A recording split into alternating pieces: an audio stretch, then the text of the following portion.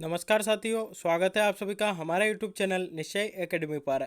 आज के इस वीडियो में 4 अक्टूबर का जितना भी महत्वपूर्ण हमारा मध्य प्रदेश का करंट अफेयर्स बन सकता है उसको हम डिस्कस करेंगे। तो चलिए यहाँ पर आपको बता देते हैं आज का हमारा सेशन कैसे रहेगा। तो सबसे पहले आज का मध्य प्रदेश का करंट अफेयर्स डिस्कस करेंगे, उसके बाद नेशनल और इंटरनेशनल लेवल का करंट अफेयर्स डिस्कस करेंगे और सबसे लास्ट में कल का जो हमने करंट अफेयर्स देखा था उसको यहाँ पर डिस्कस करेंगे। तो इस प्रकार हमारा आज का सेशन रहने वाला है। तो चलिए शुरुआत करते हैं आज के इस वीडियो की और सबसे पहले आज का मध्य प्रदेश का करंट अफेयर्स यहाँ पर देख लेते हैं। तो पहला क्वेश्चन है कि मध्य प्रदेश के किस राष्ट्रीय उद्यान में पर्यटकों और एडवेंचर लवर्स के लिए निमगहन एडवेंचर टूर शुरू किया गया है। चार ऑप्शन है यहाँ पर, कान्हा-किसली राष्ट्रीय उद्यान, बांधवगढ़ राष्ट्रीय उद्यान, सतपुड़ा राष्ट्रीय उद्यान या फिर पन्ना राष्ट्रीय उद्यान। तो इसका आपका जो राइट आंसर बनता है वह बनता है सतपुड़ा राष्ट्रीय उद्यान में। तो राइट आंसर बनता है सतपुड़ा राष्ट्रीय उद्यान। तो चलिए देख लेते हैं इससे जुड़ी यहाँ पर जानकारी। तो पर्यटकों और एडवेंचर लवर्स के लिए पर्यटन विभाग ने वन विभाग के सहयोग से पंचमढ़ी में 2 अक्टूबर से नवाचार के रूप में निमगहन एडवेंचर टूर की जो है आपकी शुरुआत की है। तो निमगहन एडवेंचर टूर आपका कहाँ पर शुरू हुआ? सतपुड़ा राष्ट्रीय उद्यान में शुरू हुआ। कब से शुरू हुआ? 2 अक्टूबर यानी कि गांधी जयंती के दिन से आपका यह शुरू किया गया। आखिरकार यह निमगहन एडवेंचर टूर होता है, इसके अंतर्गत होता क्या है तो वह भी यहाँ पर आपको बता देते हैं। तो इसमें पर्यटक एडवेंचर टूर के दौरान wild life, rock painting, butterfly park, coffee garden देखने के साथ लंच में कोदो कुटकी, ज्वार और बाजरा से बने व्यंजनों का लुत्फ जो है आपका ले सकेंगे। तो देखिए यहाँ पर उनके जो शौक होते हैं, जिनमें उनका इंटरेस्ट होता है वह तो यहाँ पर वह करेंगे, साथ ही लंच में भी जो है उनको बड़े अलग अलग प्रकार के व्यंजन यहाँ पर मिलेंगे। तो इस प्रकार निमगहन एडवेंचर टूर के अंतर्गत यह होगा। निमगहन एडवेंचर टूर के लिए राज्य पर्यटन विकास निगम यानी कि मध्य प्रदेश का जो पर्यटन विकास निगम है और सतपुड़ा टाइगर रिजर्व के बीच एक अनुबंध यानी कि एक समझौता आपका यहाँ पर हुआ है। तो यह थी इससे जुड़ी जानकारी। चलिए यहाँ पर बात आई है सतपुड़ा टाइगर रिजर्व की। तो सतपुड़ा टाइगर रिजर्व से जुड़े कुछ इंपॉर्टेंट एक्स्ट्रा फैक्ट आपको बता देते हैं जो कि कहीं ना कहीं एग्जाम में आपकी हेल्प करेगा।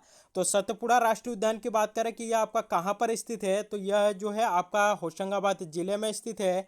और इसका कुल क्षेत्रफल की अगर यहाँ पर हम बात करते हैं तो इसका जो कुल क्षेत्रफल है 525 वर्ग किलोमीटर आपका है। और इसकी स्थापना की बात करें कि इसकी स्थापना आपकी कब होती है, तो 1981 में जो है इसकी स्थापना आपकी होती है।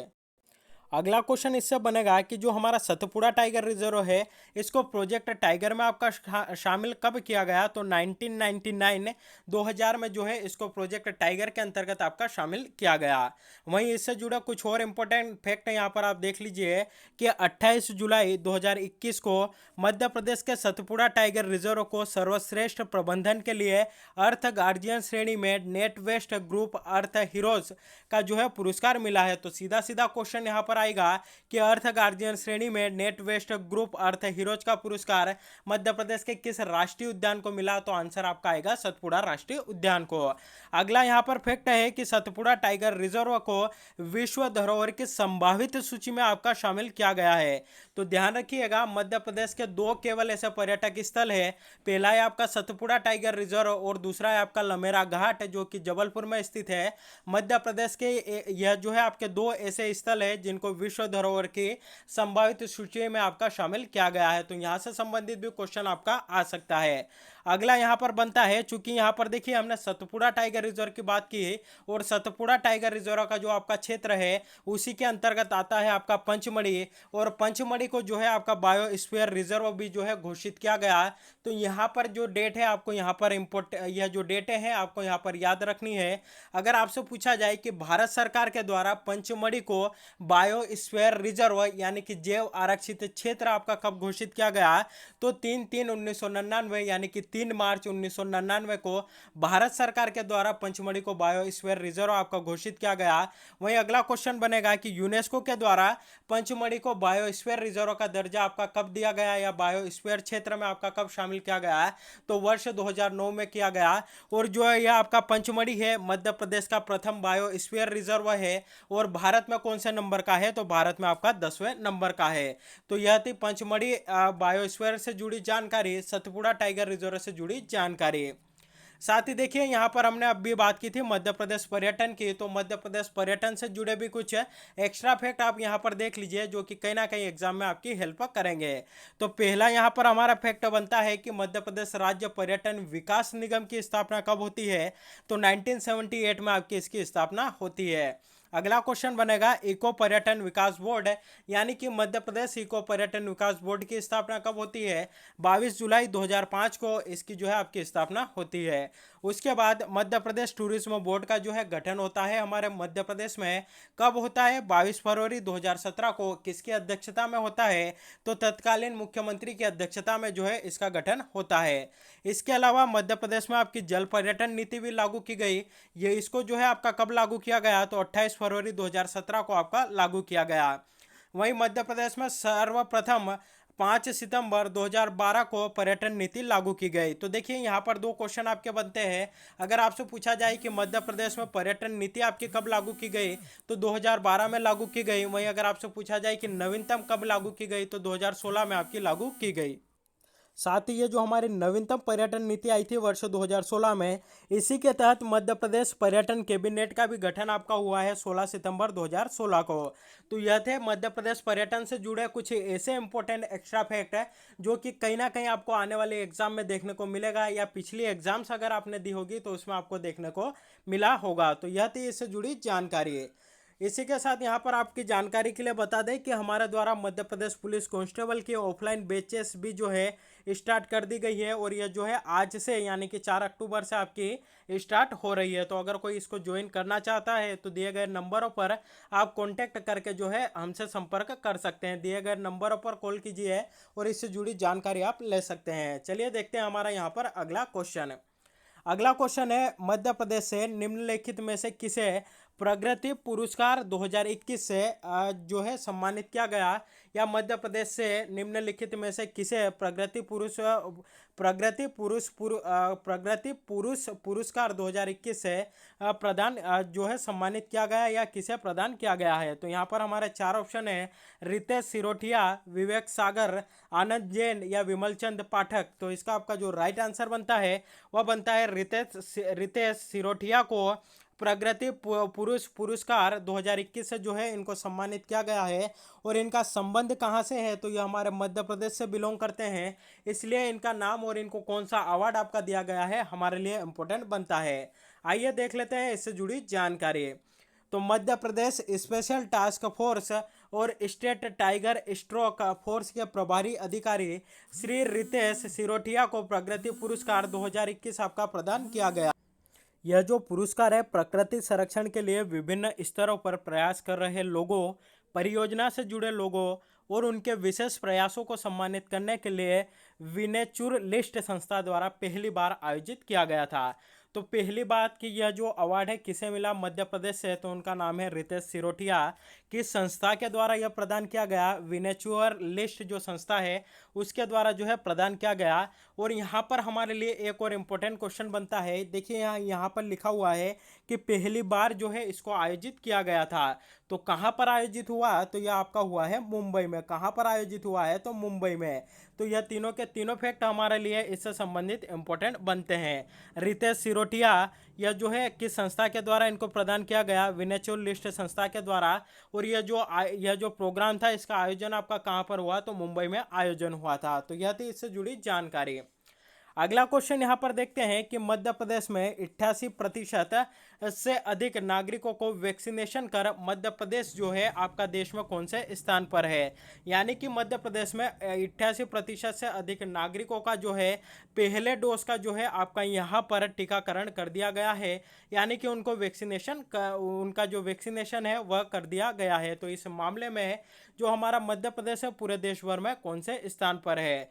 चार ऑप्शन है, पहला, दूसरा, तीसरा या चौथा। तो इसका आपका जो राइट आंसर बनता है वह बनता है पहले स्थान पर, यानी कि तय आबादी को कोविड वैक्सीन का पहला डोज लगाने में मध्य प्रदेश जो है पूरे देश भर में आपका प्रथम स्थान पर है। और प्रथम डोज जो है 88% लोगों को जो है यहाँ पर लग चुका है। तो यह थी इससे जुड़ी जानकारी।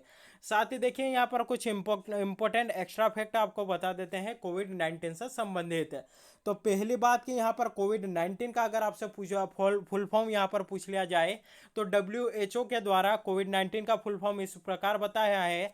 CO का मतलब कोरोना, VI का मतलब वायरस और D का मतलब डिसीज, यानी कि कोरोना वायरस डिसीज कोविड का आपका फुल फॉर्म बनता है। और 19 का मतलब यानी कि इसको जिस वर्ष में इसका पता चला उसका मतलब यहाँ पर 19 है, यानी कि कोविड-19 का फुल फॉर्म बनता है कोरोना वायरस डिसीज और 2019 में इसको आपका खोजा गया। वहीं अगला क्वेश्चन यहाँ पर बनेगा कि जो WHO है उसके द्वारा इसको वैश्विक महामारी आपका कब घोषित किया गया। डेट बहुत ही इंपॉर्टेंट है और 2 से 3 एग्जाम में देखने को मिल भी चुकी है। 11 मार्च 2020 को कोविड-19 को जो है आपका वैश्विक महामारी किसके द्वारा घोषित किया गया। WHO यानी कि विश्व स्वास्थ्य संगठन के द्वारा इसको घोषित किया गया था। अगला क्वेश्चन यहाँ पर बनेगा कि भारत में जो कोरोना टीकाकरण का जो अभियान है आपका कब से शुरू हुआ। तो 16 जनवरी 2021 से जो है हमारे मध्य प्रदेश में और पूरे भारत में जो है यह अभियान आपका शुरू हुआ। और अगर आपसे पूछ लिया जाए कि 16 जनवरी 2021 को मध्य प्रदेश के किस जिले से कोरोना वैक्सीनेशन का जो कार्य है वह प्रारंभ हुआ है या कहाँ से इसकी शुरुआत हुई है, तो इस जिले का नाम है आपका सिंगरौली जिला। तो सिंगरौली जिले से जो है आपकी इसकी यहाँ से शुरुआत हुई है। वहीं अगला क्वेश्चन यहाँ पर बनेगा कि मध्य प्रदेश के भारत के उस प्रथम व्यक्ति का नाम बताइए जिसको पहला कोविड का टीका लगा था। तो उनका नाम है यहाँ पर आपका मनीष कुमार और यह जो है आपके एम्स दिल्ली के सफाई कर्मी है। तो यहाँ पर इनका जो नाम है हमारे लिए इम्पोर्टेंट बनता है क्योंकि मनीष कुमार जी भारत के पहले व्यक्ति है जिन्हें कि कोविड-19 का टीका आपका लगा था। तो इनका नाम हमारे लिए इम्पोर्टेंट बनता है। साथ ही भारत में जो है अभी तक 5 वैक्सीनों को आपातकालीन यूज़ की मंजूरी आपकी मिल गई है। कौन कौन सी है, कोविशील्ड है, कोवावैक्सीन है। इन दोनों का जो उत्पादन है हमारा भारत में हो रहा है। कोवावैक्सीन जो है भारत बायोटेक के द्वारा बनाई जा रही है। वहीं जो कोविशील्ड है आपकी सीरम इंस्टीट्यूट पुणे के द्वारा इसका निर्माण किया जा रहा है। उसके अलावा स्पुतनिक वी जो है आपकी रूस की वैक्सीन है। मॉडर्ना जो वैक्सीन है आपकी USA की वैक्सीन है। और जॉनसन एंड जॉनसन जो आपकी वैक्सीन है यह कहाँ की वैक्सीन है, तो यह आपकी ब्रिटेन की वैक्सीन है। तो यह जो है इन तीनों के नाम और यह जो है किस देश की वैक्सीन है यह हमारे लिए इंपॉर्टेंट बनता है, तो वह यहाँ पर आपको बता दिया। चलिए देखते हैं यहाँ पर हमारा अगला क्वेश्चन है जो हमारा मध्य प्रदेश का करंट अफेयर्स था यहाँ पर कंप्लीट होता है। नेशनल एंड इंटरनेशनल लेवल का जो आज का मध्य प्रदेश का करंट अफेयर्स है उसको यहाँ पर डिस्कस कर लेते हैं। डिस्कस करने से पहले जानकारी के लिए बता दें कि 4 अक्टूबर से जो यानी कि आज से आपकी मध्य प्रदेश पुलिस कांस्टेबल की ऑफलाइन बैचेस जो है आपकी स्टार्ट हो चुकी है। अगर आप इसको ज्वाइन करना चाहते हैं तो दिए गए नंबरों पर जो है आप हमसे कॉन्टैक्ट कर सकते हैं। चलिए यहाँ पर देखते हैं हमारा पहला क्वेश्चन है कि नेशनल कैडेट कोर यानी कि NCC के नए महानिदेशक कौन बने हैं। 4 ऑप्शन है, गुरबीर पाल सिंह, पंकज कुमार सिंह, संजय अरोड़ा या एडमिरल करमवीर सिंह। तो इसका आपका जो राइट आंसर बनता है वो बनता है ऑप्शन है Gurbir Pal Singh. National cadet corps यानी कि NCC के नए महानिदेशक आपके बनाए गए हैं।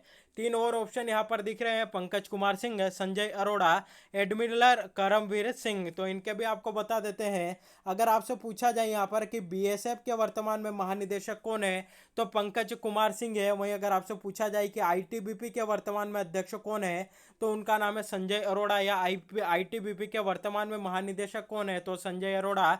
और वर्तमान में नौसेना अध्यक्ष कौन है भारत के तो उनका नाम है एडमिरल करमवीर सिंह है। तो यह थी इससे जुड़ी जानकारी। साथ ही यहाँ पर NCC की बात आई है तो इससे जुड़ी जानकारी यहाँ पर आपको बता देते हैं। हाल ही में जो जनरल है गुरबीर पाल सिंह राष्ट्रीय कैडेट कोर के जो है 34वें महानिदेशक के रूप में इन्होंने अपना पदभार ग्रहण किया है। तो कौन से नंबर के हैं, 34वें नंबर के हैं। नाम क्या है, गुरबीर पाल सिंह। NCC की बात आई है तो इसकी स्थापना होती है 16 अप्रैल 1948 को। 16 अप्रैल 1948 को इसकी आपकी स्थापना होती है। इसका जो आदर्श वाक्य है एकता और अनुशासन यानी कि यूनिटी एंड डिसिप्लिन जो है इसका आपका आदर्श वाक्य है। पूछा जाए NCC का मुख्यालय यानी कि हेडक्वार्टर आपका कहाँ पर है, न्यू दिल्ली में जो है आपका स्थित है।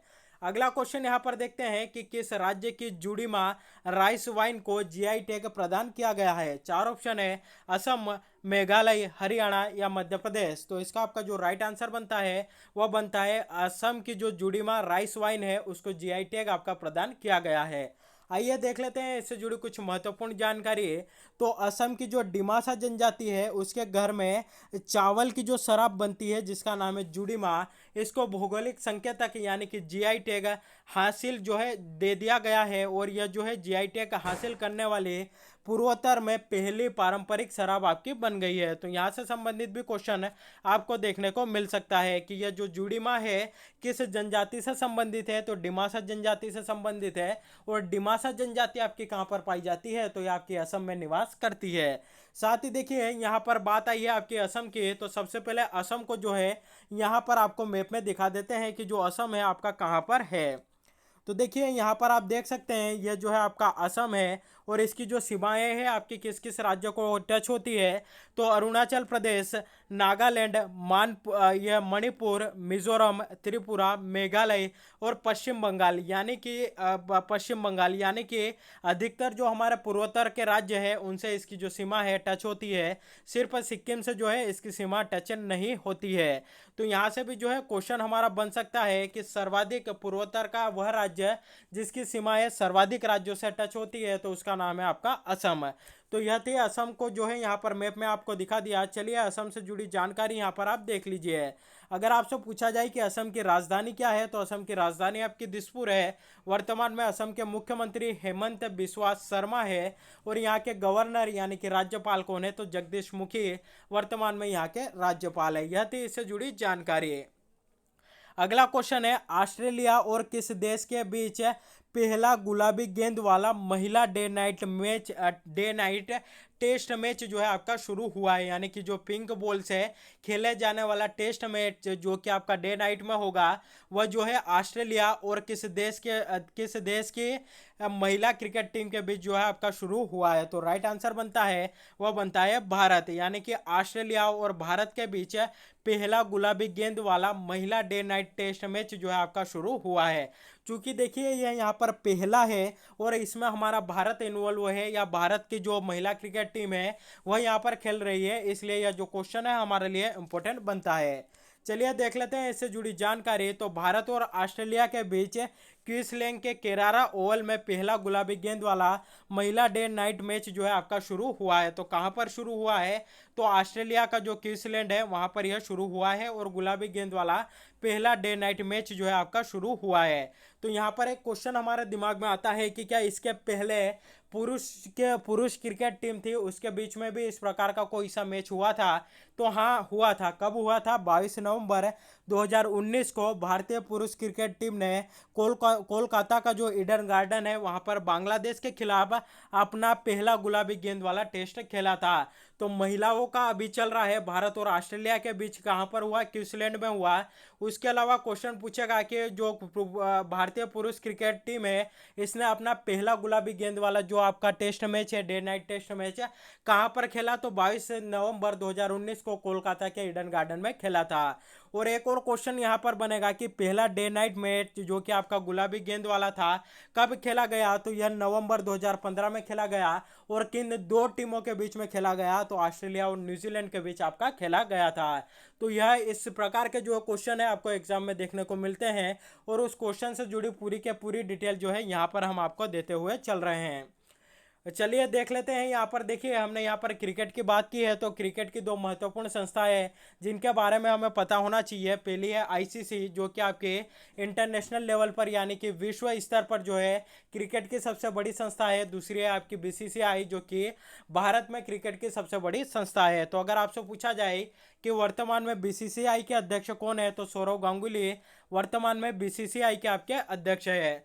अगला क्वेश्चन बनेगा कि बीसीसीआई का आपका मुख्यालय कहाँ पर है, तो मुंबई महाराष्ट्र में जो है आपका इसका मुख्यालय है। और इसको कब स्थापित किया गया, तो दिसंबर 1928 में आपकी इसकी स्थापना होती है।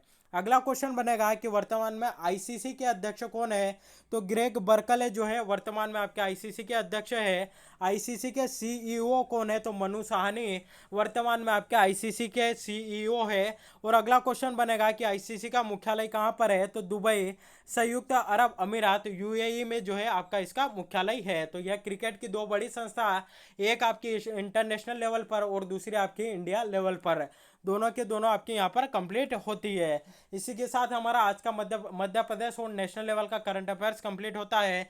चलिए कल जो हमने क्वेश्चन पढ़ा था यहाँ पर उसका एक बार क्विक रिवीजन कर लेते हैं।